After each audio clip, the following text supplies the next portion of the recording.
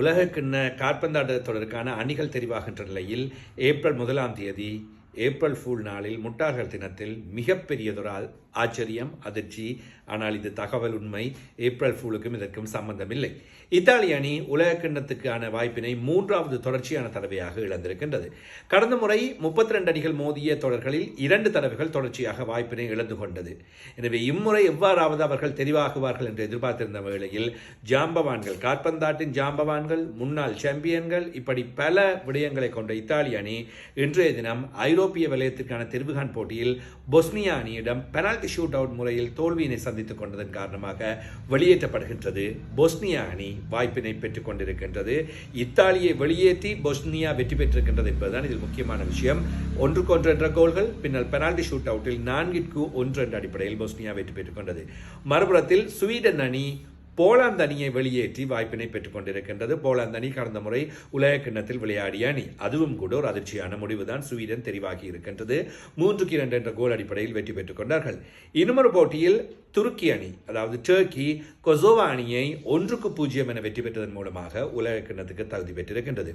மறுபுறத்தில் check republic, அதாவது check குடியரசு மற்றும் டென்மார்க் அணிகளுக்கு இடையில் நடைபெற்ற விறுவிறுப்பான போட்டியிலும் 3-1 என்ற அடிப்படையில் பெனால்டி ஷூட் அவுட் மூலமாக செக் குடியரசு அணி, செக் ரிபப்ளிக் தெரிவாகி இப்பொழுது உலக கிண்ணத்தின் தொடரில் விளையாட உலக கிண்ண தொடருக்காக தகுதி பெற்றிருக்கின்றார்கள். ஐரோப்பா வலயத்திலிருந்து இந்த நாடுகள் தெரிவாகி இருக்கின்றன.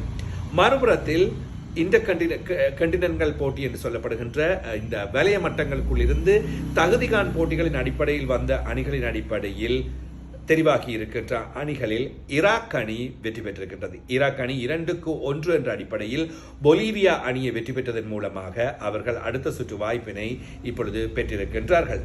அதேபோன்று மற்றொரு போட்டியில் கொசோவா அணி ஜமைக்கா அணியை 1-0 என்ற கோல் அடிப்படையில் வெற்றி பெற்றதன் மூலமாக அவர்களும் இப்பொழுது தெரிவாகி இருக்கின்றார்கள்.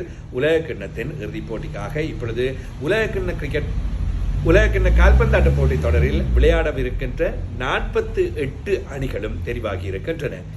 அமெரிக்கா, கனடா, மெக்சிகோ ஆகிய இந்த நாடுகள் இணைந்து இம்முறை உலக கிண்ணத்தினை நடாத்தவிருக்கின்றன.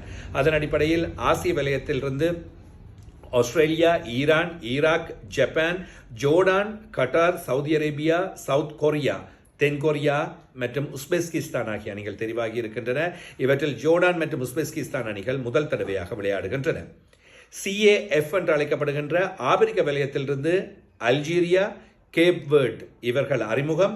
அதேபோன்று கொங்கோ, எகிப்து, கானா, ஐவரி கோஸ்ட், மொரோக்கோ, செனகல், தென்னாப்பிரிக்கா, டுனிஷியா ஆகிய அணிகள் தெரிவாகி இருக்கின்றன. அதேபோன்று கொன்காஃப் வலயத்திலிருந்து கனடா மற்றும் குரேகோ, ஹெய்தி, மெக்சிகோ, பனாமா, ஐக்கிய அமெரிக்கா ஆகிய நாடுகள் தெரிவாகி இருக்கின்றன.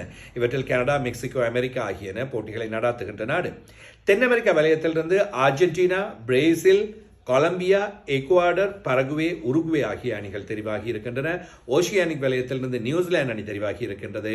ஐரோப்பா வலயத்திலிருந்து ஆஸ்திரியா, பெல்ஜியம், பொஸ்னியா, குரேஷியா, செக் ரிபப்ளிக் அல்லது செக் குடியரசு, England, France, Germany, Netherlands, Norway, Portugal மற்றும் ஸ்காட்லாந்து, ஸ்பெயின், ஸ்வீடன், சுவிட்சர்லாந்து, துருக்கி அல்லது டர்க்கி ஆகிய நாடுகள் தெரிவாகி இருக்கின்றன. எனவே ஜூன் 11ஆம் தேதி உலக கிண்ணம் ஆரம்பமாகவிருக்கின்றது. ஜூலை 19 வரையில் நடைபெறவிருக்கின்றது. இன்னும் சொற்ப நாட்களே காத்திருக்கின்ற நிலைமையில் இப்பொழுது 48 அணிகளும் தெரிவாகி இருக்கின்றன. போட்டிகளின் விறுவிறுப்பு தன்மைகள் தொடர்ந்தும் நடைபெறவிருக்கின்றன.